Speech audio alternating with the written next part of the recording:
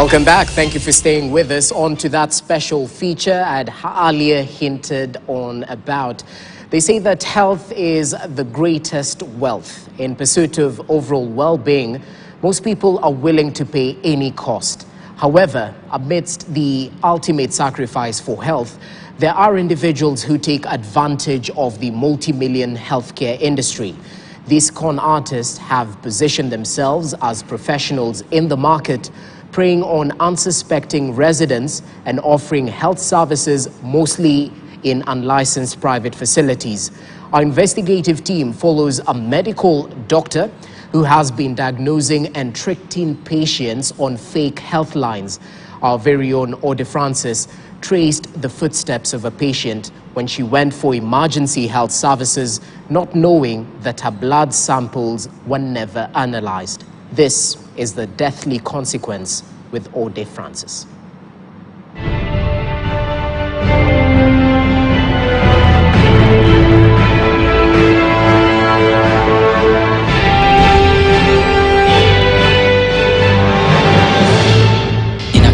Where access to proper Medicare is a preserve of the few who can afford it, the wellness of the majority is at the mercies of medical practitioners, some who have taken advantage of the state of affairs, either charging beyond the reach of many or offering substandard services, cutting corners to save cost, and at times failing to do their job.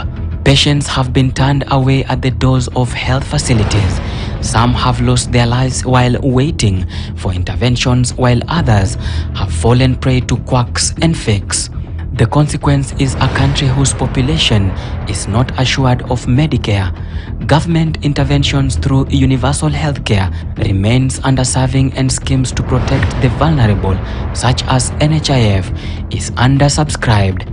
No doubt, patients have to contend with limited options, including seeking the services of the unqualified, knowingly or unknowingly. The end is more often than not tragic.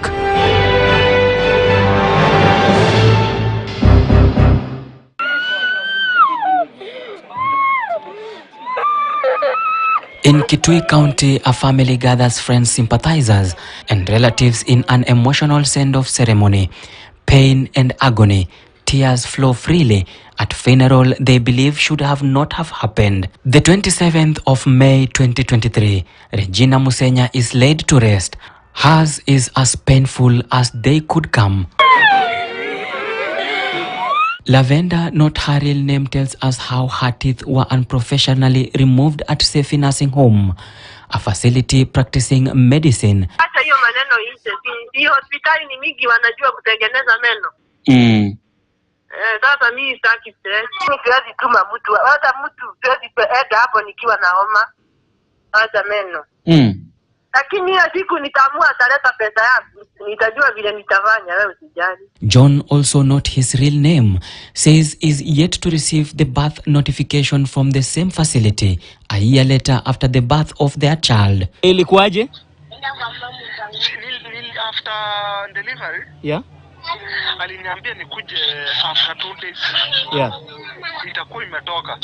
Yeah, after kwenda kurudi akaniambia bado. Nikakaa hiyo hospitali nilikuanga karibu Bank South. Yeah, kukaa after 2 weeks. Ikaama, sikuipata, kwenda kuangalia tena sikuipata. Yeah, ndo nikatafuta nikaenda kuipata, iko huko. Sijui hiyo place inaitwa aje. Buruburu. Hiyo side ya Buruburu. Yeah. Kuwapata hapo wakaniambia sasa hiyo hawezi nipatia. Ishapita 6 months. Yeah. Na wakaniambia sasa sijui nienda kwa chief, sijui nifanye nini. Saizi ni how long? It's how long since mtoto wazaliwe? Sasa akona mwaka na 2 months. So mtoto hana birth certificate, hana birth notification. Yeah. Good health is wealth, and the foremost pursuit of every human being. In the quest of well-being, most people are willing to pay the cost to stay healthy.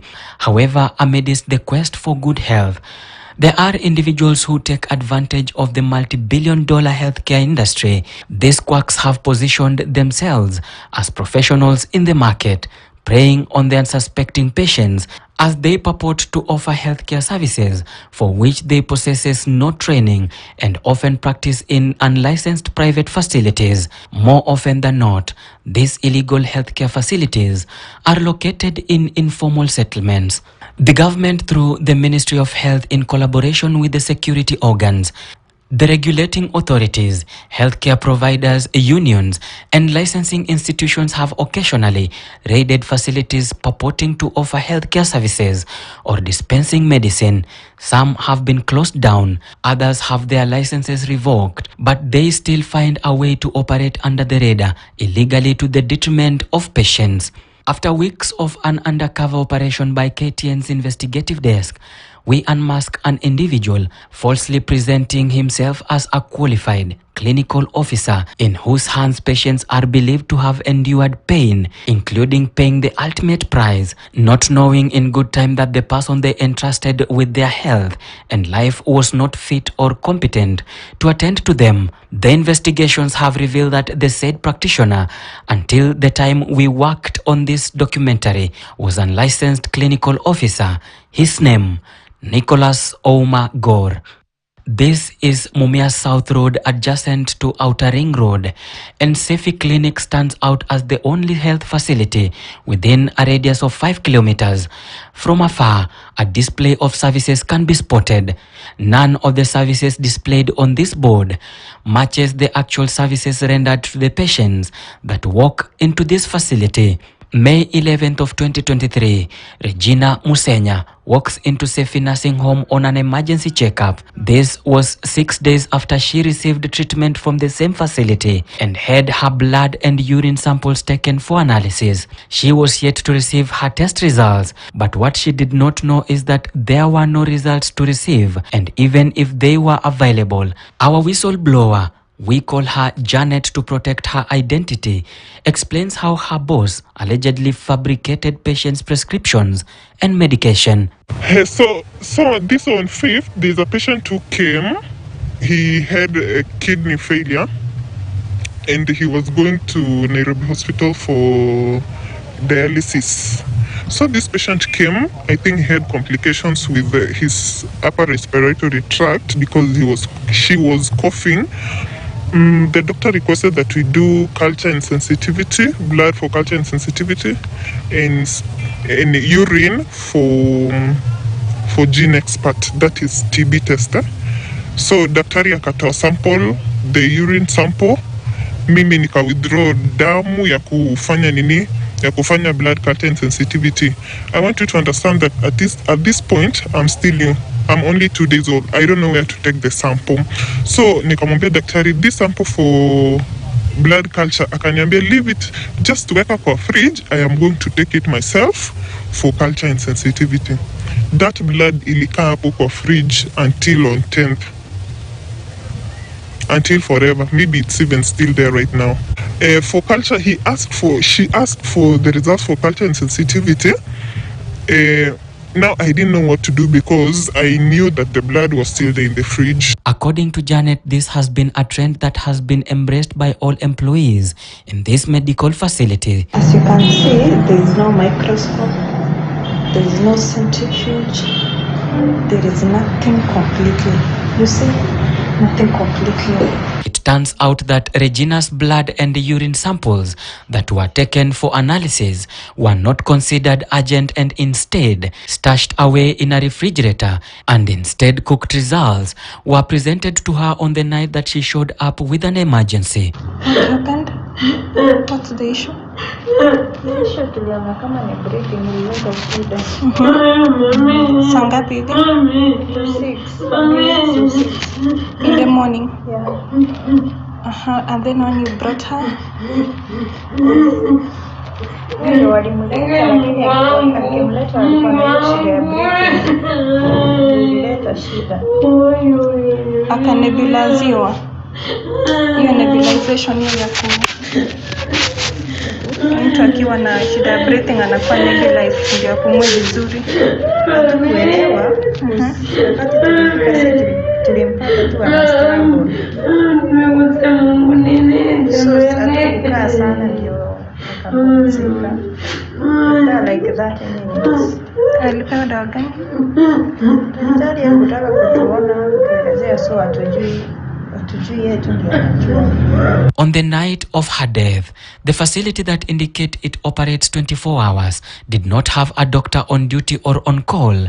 Neither did the staff present have the requisite skills to conduct the emergency services that Regina badly needed.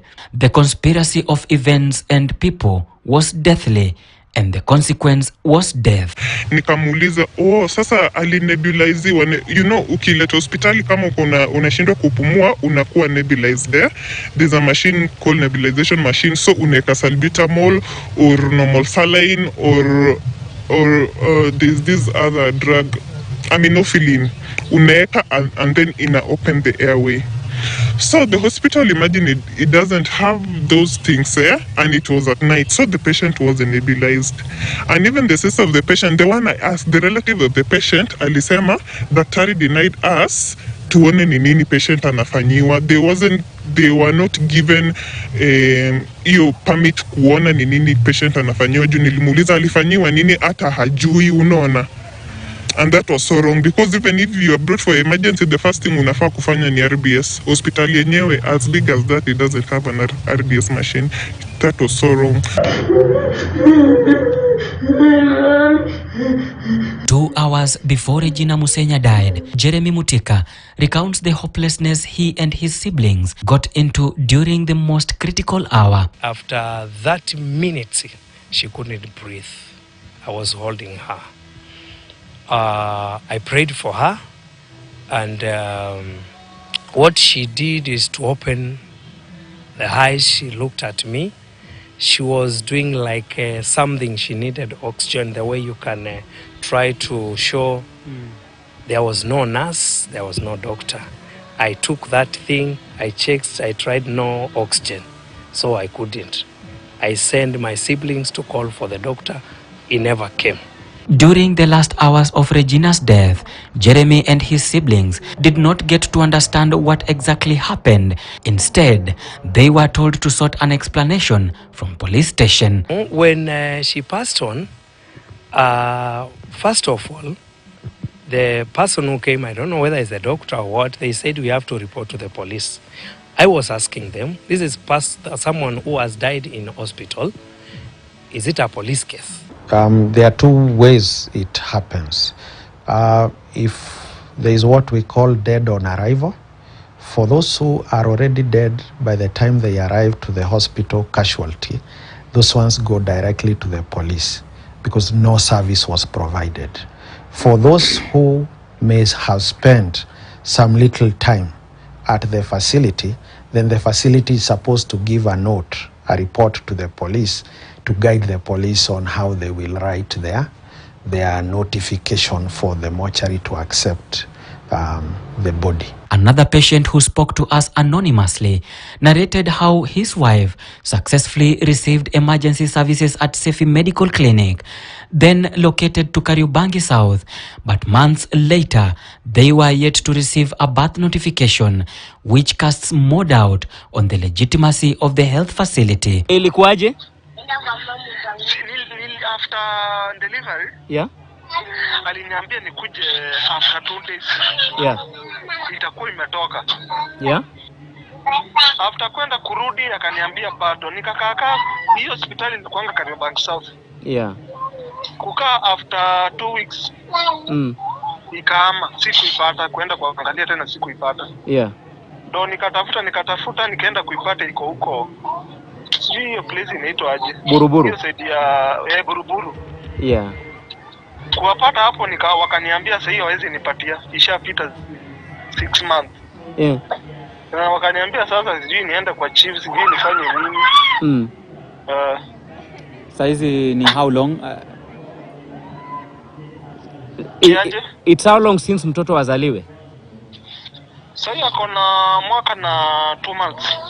So mtoto hana birth certificate, hana birth notification? Yeah.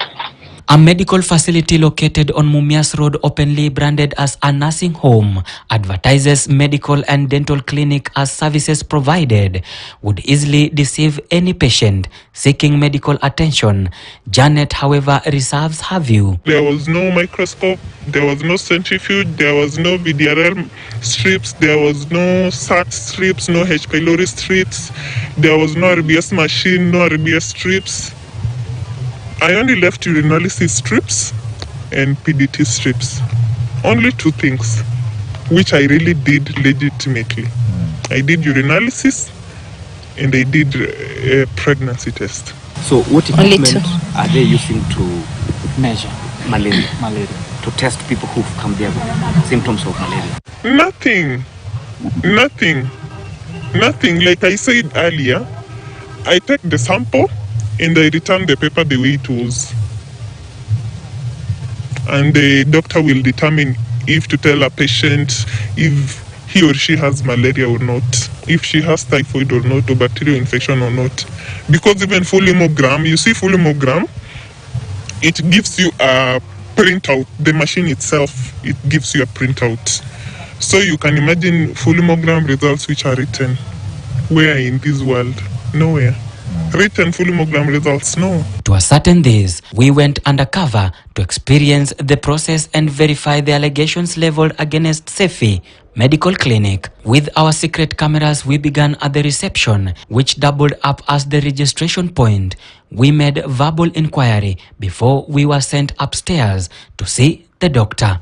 The said doctor is one Nicholas Oum. Our verification, however, revealed that he is actually a clinical officer who has been running the facility without license from 2016. This we established was true even during the filming of this story. On one corner of the room was what looked like a laboratory, and that's where the blood samples of our undercover reporter was taken for a malaria test. The equipment and apparatus at the lab, the unprofessional handling of the patient were among the initial red flags. A few minutes later, the doctor gives us a diagnosis. My undercover reporter was purportedly suffering from malaria, and Nicholas Ouma and 1,800 shillings for allegedly diagnosing and prescribing malaria medication to an undercover reporter who was not ill. KTN News can confirm that Nicholas Ouma has been moving from one location to another after either failing to comply with the requirements or failure to payments of rent, and in other instances, patients' complaints. In 2016, Nicholas established his health facility at a building in Gay 2. He named the facility New Casanova Healthcare. 25th February 2016, county health officers conducted an inspection, and this facility was not approved to operate due to non-compliance, which included offering inpatient services in an outpatient setup. Nicholas later reapplied for inspection with a new name. He moved to Kariobangi South along Mutarakwa Lane in Kariobangi. A quick search of the said health facility invited us to the ground floor of this 5-story residential building, and instead of reading Sefi Medical Clinic, it read Sefi Nursing Home. KTN News can confirm that the facility was first inspected on the 5th, the 7th month of 2018. It was re-inspected on the 19th of the 11th month of 2018 and recommended as a level 2 medical clinic and listed to operate 12 hours a day. But a closer look at this building, Sefi Nursing Home, was operating 24 hours. We have a record of Sefi Medical Clinic that was initially registered in the year 2018. And because we normally conduct inspections to confirm the status of facilities, we did conduct an inspection in 2022 November and found that they had not kept their records up to date. They are not licensed for that year and maybe the previous year. The continued registration of medical centers and medical clinics by the Kenya Medical Practitioners and Dentist Council, when they are fully aware that these people are only supposed to be registered and licensed in terms of their medical centers and clinics by the Clinic Officers Council cannot be for any other thing other than for financial gain. Though it indicated Sefi Nursing Home, the county official inspected Sefi Medical Clinic and not Sefi Nursing Home, located along Mutarakwa Lane in Kariobangi South. Could this be two different facilities or one with different names? Nicholas later moved to this one-bedroom house along Outer Ring Road for 3 months and later rented his current location, where this time a Sefi Medical and Dental Clinic settles and not Sefi Medical Clinic, according to documents at the Kenya Medical and Dentist Council, KMPDC. We wanted to find out why from KMPDC a body mandated to ensure quality health care is guaranteed in all facilities, what this facility really is. Definitely, this hospital, you will find that the KMPDU has visited it, or maybe, I'm not sure if the KMLTTB has visited it, but I'm sure maybe the Kenya Pharmacist Poison Board. And there's a lady who's been working there for the last 3 months. She told me 3 months. She actually finished Form 4 last year, and she's there, she's working, she's dispensing drugs. So this lady told me there's a time the board came and they arrested the lady. We went and found that at the initial registration, all their staff were qualified to work for that level of clinic or facility as a level 2. But this time when we went, we found that the clinic itself did not have a license, and even the staff that was there had not licensed themselves to be practicing this year. Because during some of our inspections, we are actually accompanied by our colleagues from the national government administrative arm, especially the National Police Service. We work with them so that where it is a crime, we get the people arrested. We can confirm that Nicholas Oumagor has never been licensed by Council of Clinical Officers from 2016. However, when he got wind that KTN News was on his trail, he paid up his dues and received his license on the morning of 19th May 2023 before he appeared before our investigative unit for a right of response. Kenya Medical and Dentist Council, through its CEO David Kariuki, Sefi Nursing Home has broken many of the rules set for any health facility in the country. The name that has been registered at the council is the name that should appear if it is to be displayed on the clinic entrance. So if we have registered Sefi Medical Clinic, that is the only name that should be appearing at the clinic's doors. Kariuki confirms that indeed Sefi Nursing Home has never been presented for inspection. We also established that Nicholas is neither a qualified or licensed doctor or a qualified practicing and licensed dentist. This year we have gone back again and confirmed that they actually relocated their service without following the necessary processes, and we have closed the clinic again. So to us, currently that is a clinic that is closed, should not be providing services. And before we ended our interview with our whistleblower, we sought to find out what led her to rat on the facility. About the issue of the patient I told you about, the kidney failure patient, my dad also has the same problem. Actually, hiyo story ndio ilinifilisha kushinda hizi zingine zote zenye nakwambia. Because I imagined, what if this could be my dad mwenye anafikiwa hizi results. You see, that story hurt me to the most inner core part of me. Heartbreaking that Jeremy believes his sister had a chance to live if she actually received the emergency attention she needed at the 11th hour. This is someone who has lived for over 12 years after transplant, successful transplant. The question that remains is who is to blame for the existence of this unlicensed health facility. Because if you can't handle a certain condition, you refer.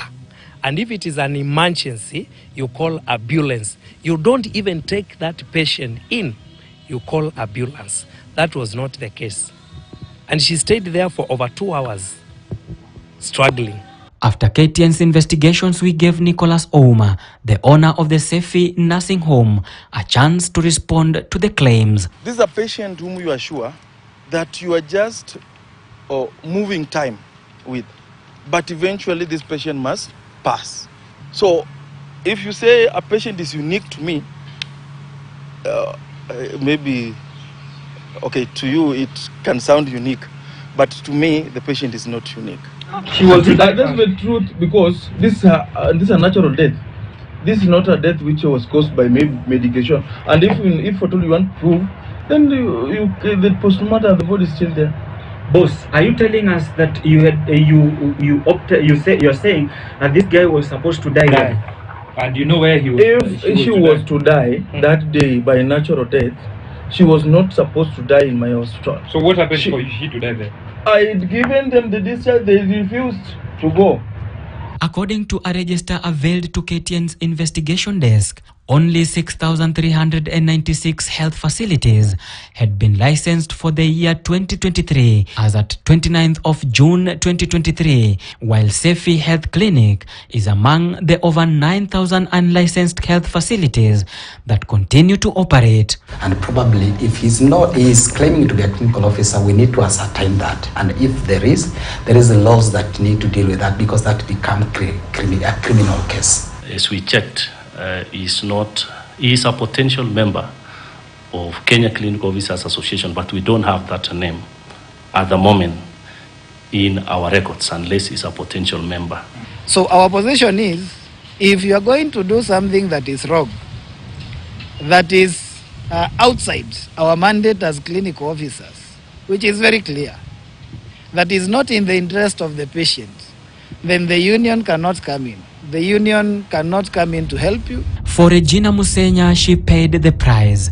So many questions remain unanswered. Did she have to die? If no, who takes responsibility for her death? And how many quacks and fakes continue to operate unperturbed across the country? What role does the regulator play when the responsibility is apportioned? Now, this is Regina Musenya. Regina Musenya has just rested.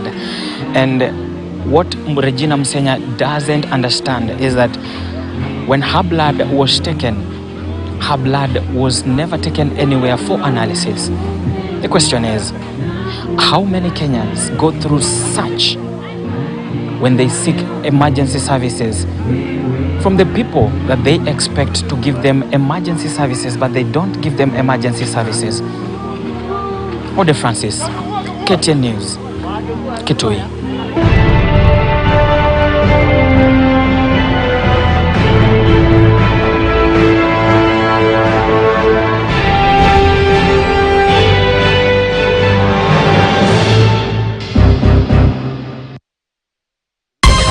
Regulation of